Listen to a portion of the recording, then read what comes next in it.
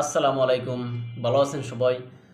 গতকাল আন্তর্জাতিক মিডিয়া মানে সবচেয়ে গুরুত্বপূর্ণ মিডিয়ায় বলা যায় রাইটার্সের যেই তথ্য আছে বা যেই ভাষ্য বা প্রতিবেদন, উক্ত প্রতিবেদন অনুযায়ী সিরিয়াতে তুরস্ক একটি সামরিক ঘাঁটি তৈরি করবে, যেটা আপনার সিরিয়ার যে পালমিরা শহর আছে উক্ত শহরের পাশাপাশি যেই সিরিয়ান যেই আছে আপনার মরুভূমি আছে, মরুভূমির পাশে আর কি। এখন এটা আন্তর্জাতিক যেই রাইটার্সের যেই তথ্য আছে, তথ্য অনুযায়ী যে সিরিয়া কিন্তু তুরস্ককে অনুমতি দিয়ে দিছে তুরস্ক নিজের মতো করে সেখানে আপনার সামরিক ঘাঁটি তৈরি করবে, অর্থাৎ সেখানকার সকল কিছু ব্যবস্থা তুরস্ক নিজের মতো করে করবে। আর এই বিষয়টা তুরস্ক তার মানে বিশেষ করে পরাশক্তি যারা আছে, বিশেষ করে রাশিয়া, যুক্তরাষ্ট্র, তারপরে যে গিয়া ফ্রান্স, ইউরোপিয়ান ইউনিয়ন, জার্মান এদেরকে জানিয়ে দিয়েছে। কেননা এখানে তারা সামরিক ঘাঁটিটা যেন করবে, এটা যাতে পরবর্তীতে কেউ বা অন্য কোনো দেশ যাতে না বলতে পারে যে তুমি গোপনে গোপনে সিরিয়াতে সামরিক ঘাঁটি তৈরি করছো এবং সেখানে তোমরা নিজেদের মতো করে উপস্থিতি মানে তোমাদের সৈন্য উপস্থিতি করতেছো, এই জন্য তোমাদেরকে স্যাংশন দিব বা অন্য কিছু মানে কোনো কিছুতে নিষেধাজ্ঞা দিব। হ্যাঁ, এগুলো যাতে না হয়, এই জন্য তুরস্ক বলছে যে ভাই দেখো, এখানে কিন্তু সিরিয়া আমাকে অনুমতি দিচ্ছে, আমি এখানে সামরিক ঘাঁটি করব, তাই তোমরা কিন্তু আমার পরবর্তীতে এখানে ডিস্টার্ব করতে পারবে না বা আমার দোষ দিতে পারবে না, তাই আমি সবারে জানাইলাম। এটা হচ্ছে গিয়ে রাইটার্সের ভাষ্য অনুযায়ী।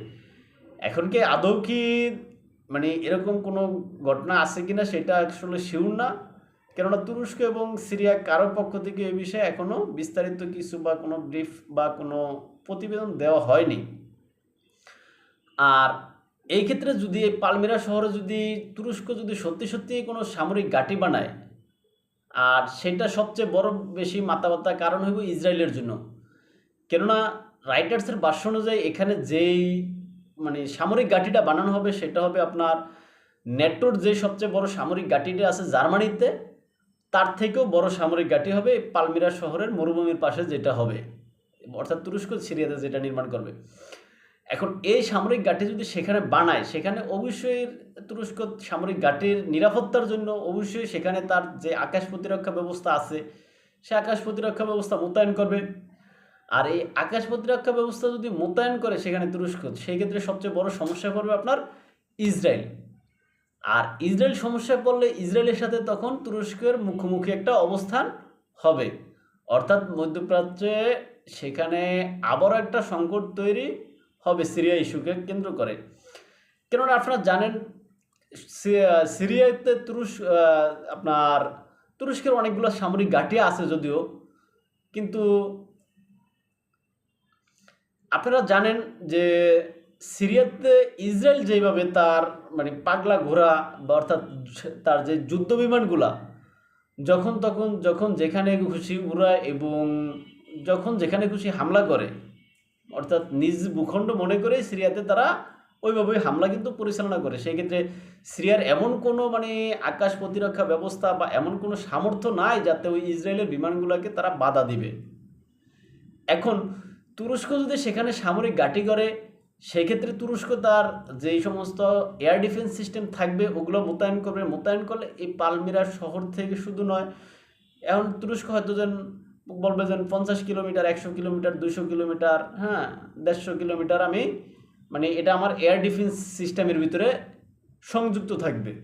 এখন এই এয়ার ডিফেন্স সিস্টেমের ভিতরে যে যদি কোনো শত্রু বিমান উড্ডয়ন করে বা আসে, সেক্ষেত্রে আমরা ওই বিমানকে লক করব বা ভূপাতিত করবো আর কি, এরকম।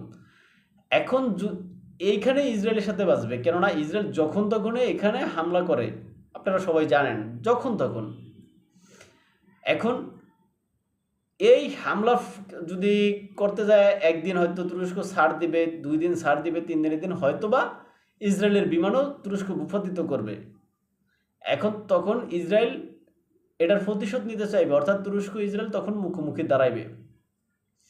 কেননা গতকালকে যখন এই নিউজ রাইটার্সে মানে প্রকাশিত হয়েছে, তারপরে কিন্তু ইসরায়েলের প্রাইম মিনিস্টার বেনিয়ামিন নেতানিয়াহু তার যেই অভ্যন্তরীণ যেই নিরাপত্তা পরিষদ বা নিরাপত্তা বিভাগ আছে তাদেরকে নিয়ে বৈঠক করছে।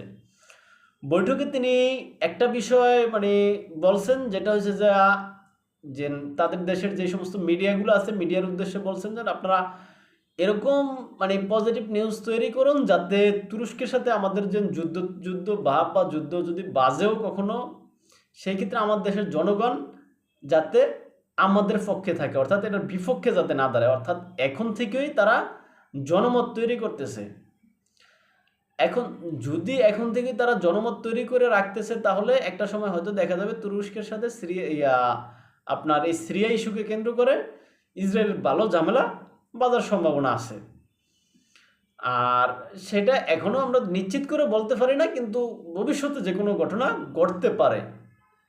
আর তুরস্ক এক্ষেত্রে হয়তো ছাড় দেওয়ানোর মন মানসিকতা থাকবে না, কেননা তুরস্ক সিরিয়াকে যেভাবে নিজের বলয়ে রাখতে চাইতেছে বা নিজের নিয়ন্ত্রণে রাখতে চাইতেছে, আর এই নিজের নিয়ন্ত্রণে রাখার জন্য তুরস্ক সেখানে আপনার এই যে বাশার আল আসাদ বিরোধী যারা ছিল তাদেরকে সবসময় কিন্তু সমর্থন দিত। অবশেষে বাশার আল আসাদ সরকার পালিয়েছে, পালানোর পরে সেখানে আপনার যে নতুন সরকার, নতুন প্রেসিডেন্ট তারা আসছেন, অর্থাৎ তারা তুরস্কের সমর্থিত। এখন এই যে তুরস্কের সমর্থিত তারা হওয়ার কারণে তুরস্ক সেখানে তার অবস্থান শক্ত করছে। আর এই তার শক্ত অবস্থানের ভিতরে যাতে ইসরায়েল কোনোভাবে বাম হাত দিতে না পারে, তারা সেটা সবসময় চাইবে বা সজাগ থাকবে সেখানে। এখন এই ইস্যুকে কেন্দ্র করে তুরস্ক এবং সিরিয়া যদি আপনার ইসরায়েল যদি মুখোমুখি অবস্থানে দাঁড় হয়ে যায়, তাহলে সেখানে যুদ্ধ অবধারিত হবে, কেননা কেউ কাকে ছাড় দেবে না এখানে। এখন আসলে দেখা যাক সেখানে কি হয়, তারা কি আসলে নতুন একটা সংকটের দিকে যায় না আসলে এখান থেকে বের হয়ে আসে, সেটি আসলে দেখার বিষয়। তাই আমরা চাইবো বড় ধরনের কোনো সংঘাত সেখানে না হোক, স্বাভাবিকভাবে সব কিছু চলুক, বিশ্ব আরেকটা নতুন যুদ্ধে না হোক। এবং এই আশাবাদ ব্যক্ত রেখে আজকে আমাদের ভিডিও অনুষ্ঠান এখানেই শেষ করলাম। ভালো থাকবেন সবাই, দেখা হবে অন্য কোনো ভিডিওতে। ততক্ষণে চ্যানেলে আপনাদের মতামত জানাবেন, এবং যারা আপনার এখনও সাবস্ক্রাইব করেনি চ্যানেলটা সাবস্ক্রাইব করবেন। ভালো থাকবেন সবাই, আসসালামু আলাইকুম।